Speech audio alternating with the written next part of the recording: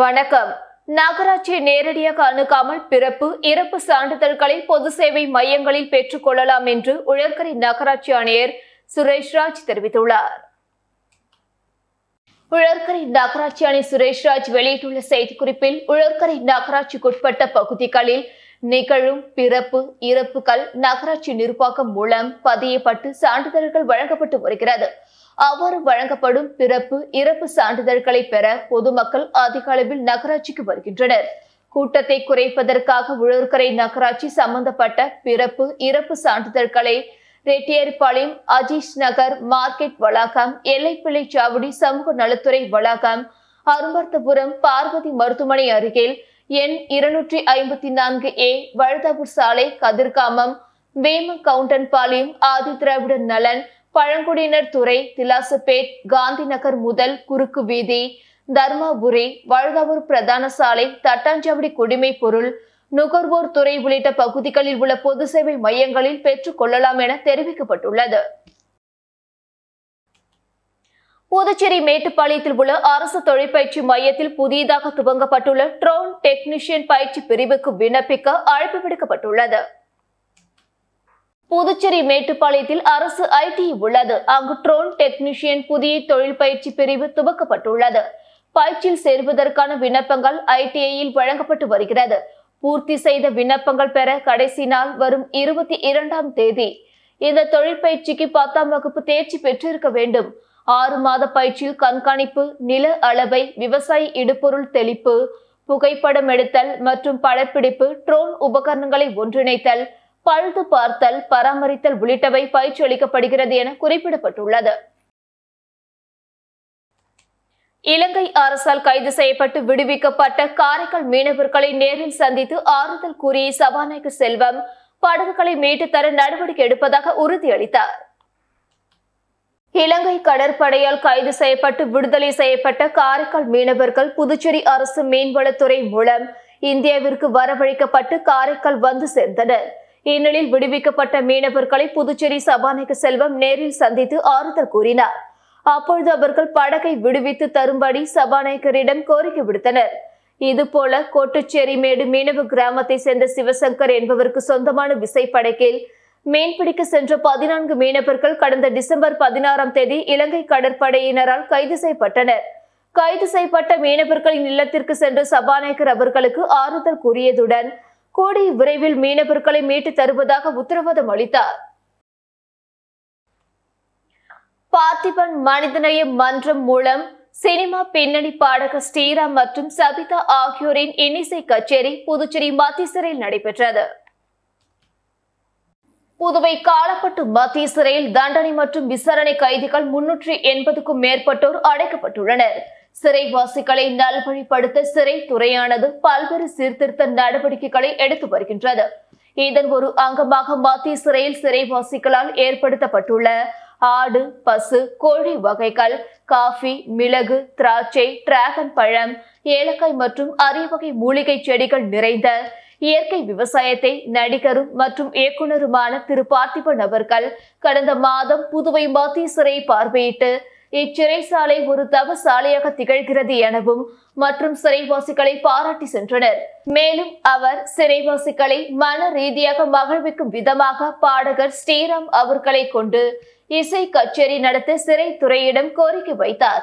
இசை கச்சேரி நடத்த சிறைத்துறையிடம் ஐஜி ரவிதீப் சிங் சாகர் அவர்கள் உத்தரவு வழங்கினார். இதன் காரணமாக பார்த்திபன் மனிதநேய மன்றம் மூலம் சினிமா பின்னணி பாடகர் ஸ்ரீராம் மற்றும் சபிதா ஆகியோரின் இன்னிசை கச்சேரி மத்திய சிறையில் நடைபெற்றது. சிறப்பு விருந்தினராக தலைமை கண்காணிப்பாளர் திரு அழகேசன், கண்காணிப்பாளர் திரு பாஸ்கரன் கலந்து கொண்டனர். மேலும் பார்த்திபன் மனிதநேய மன்றத்தின் மூலம் பாண்டி, செல்வம், சமூக சேவகர், தந்தை பிரியன், சுத்தம் சுந்தரராஜன் மற்றும் லயன்ஸ் கிளப் ஜனார்த்தனன் ஆகியோர் கலந்து கொண்டனர். இவற்றில் சிறை ஊழியர்கள் மற்றும் சிறைவாசிகள் கலந்து கொண்டு மகிழ்ச்சி அடைந்தனர். கோணி முடக்கு பகுதியில் அமைந்துள்ள ஆதி கைலாசநாதர் தியான திருக்கோவிலில் தேய்பிறை பிரதோஷ வழிபாடு நடைபெற்றது. புதுச்சேரி மாநிலம் கூடிமுடுக்கு அருகே உள்ள தமிழக பகுதியான வழுதாவூர் சேரன் நகர் பகுதியில் எழுந்தருளி உள்ள ஆதி கைலாசநாதர் தியான திருக்கோவிலில் நேற்று செவ்வாய்க்கிழமை மாலை தேய்பிறை பிரதோஷ வழிபாடு நடைபெற்றது. முன்னதாக சுவாமிக்கு பால், தயிர், இளநீர், சந்தனம், விபூதி, பஞ்சாமிர்தம், பன்னீர் உள்ளிட்ட பல்வேறு திரவியங்களால் அபிஷேகம் செய்யப்பட்டது. தொடர்ந்து உலக நன்மை வேண்டி கூட்டு வழிபாடு நடைபெற்றன. இதனைத் தொடர்ந்து சுவாமிக்கு தீபார்த்தனை காண்பிக்கப்பட்டது. இதில் பக்தர்கள் திரளானோர் கலந்து கொண்டு சுவாமி தரிசனம் செய்தனர். தொடர்ந்து விழாவில் கலந்து கொண்ட பொதுமக்கள் அனைவருக்கும் அன்னதானம் வழங்கப்பட்டது. மேலும் சிவலிங்கம் எதிரில் நந்திக்கு பதிலாக அமைந்துள்ள பீடத்தில் பக்தர்கள் அமர்ந்து தியானம் மேற்கொண்டு இறையருளை பெற்றனர். உருளையன்பேட்டை தொகுதிக்குட்பட்ட முல்லை நகர் பகுதியில் புதிய சிமெண்ட் சாலை அமைக்கும் பணிகளை ஆய்வு செய்த தொகுதி எம்எல்ஏ நேரு விரைந்து பணிகளை முடிக்குமாறு அதிகாரிகளை வலியுறுத்தினார். புதுச்சேரி உருளையன்பேட்டை தொகுதிக்குட்பட்ட உருளையன்பேட்டை வார்டு பகுதியான முல்லை நகர் பகுதியில் சேரன் வீதியில் புதுச்சேரி நகராட்சி மூலம் புதிய சிமெண்ட் சாலை மற்றும் வாய்க்கால் அமைக்கும் பணிகள் நடைபெற்று வருகிறது. இப்பணிகளை உருளையன்பேட்டை தொகுதி சட்டமன்ற உறுப்பினர் நேரு இன்று ஆய்வு மேற்கொண்டார். சாலை அமைக்கும் பணியை விரைந்து முடிக்கவும், மழை காலங்களில் மழைநீர் தேங்காதவாறு வாட்டம் அமைத்து வாய்க்கால்கள் சரிவர மழைநீர் செல்வதற்கு வழிவகை செய்யுமாறு அதிகாரிகளை கேட்டுக்கொண்டார்.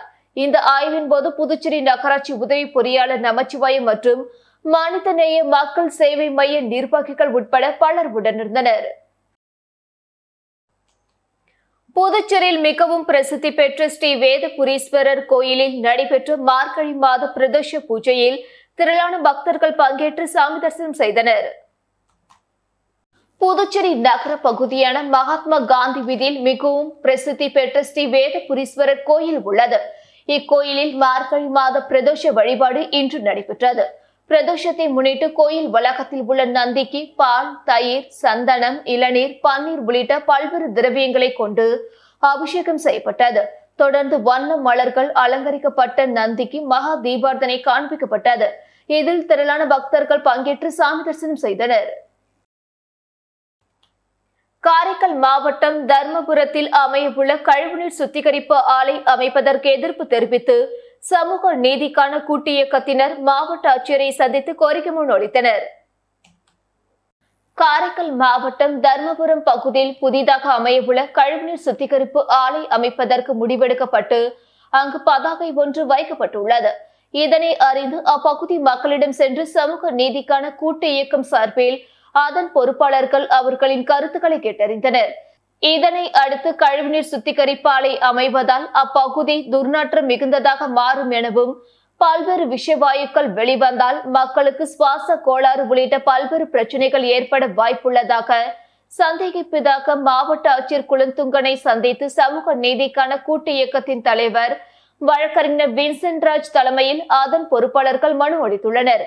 கழிவுநீர் சுத்திகரிப்பு ஆலை இப்பகுதியில் அமைக்கப்படுவதால் அப்பகுதி மக்கள் அச்சமடைந்துள்ளதாகவும், இதுவரை மக்களிடத்தில் எந்த கருத்துக்களும் கேட்காமல் இந்த ஆலையை இங்கு கொண்டு வந்துள்ளதாகவும் அவர்கள் குற்றம் சாட்டியதோடு, இதுபோன்று கழிவுநீர் சுத்திகரிப்பு ஆலையை கடற்கரை பகுதிகளில் அமைத்தால் கழிவுநீரை வெளியேற்ற ஏதுவாக இருக்கும் எனவும் அவர்கள் தெரிவித்துள்ளனர்.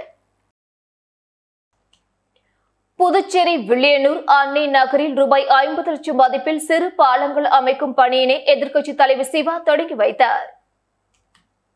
வில்லியனூர் சட்டமன்ற தொகுதி வில்லியனூர் அன்னை நகர் மற்றும் சிவ கணபதி நகரில் 2வது மற்றும் 3வது குறுக்கு தெருவிற்கு பொதுப்பணித்துறை நீர்ப்பாசன கோட்டம் மூலம் ரூபாய் 49,96,000 மதிப்பீட்டில் 3 சிறு பாலங்கள் அமைக்கும் பணிக்கான பூமி பூஜை நிகழ்ச்சி நடைபெற்றது. இந்நிகழ்ச்சியில் சட்டமன்ற எதிர்க்கட்சி தலைவரும் தொகுதி சட்டமன்ற உறுப்பினருமான சிவா கலந்து கொண்டு சிறு பாலங்கள் அமைக்கும் பணியை பூமி பூஜை செய்து தொடங்கி வைத்தார். இந்நிகழ்ச்சியில் திமுக நிர்வாகிகள் மற்றும் பகுதி பொதுமக்கள் திரளாக கலந்து கொண்டனர்.